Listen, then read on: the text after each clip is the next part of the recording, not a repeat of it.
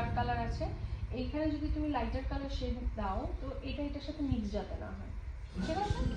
একটা সেগ্রিগেশন তোমার ব্রেনে আসতে হবে যে এইখানে এই অবধি আছে, এইটাকে আমি এটার সাথে মিশাবো।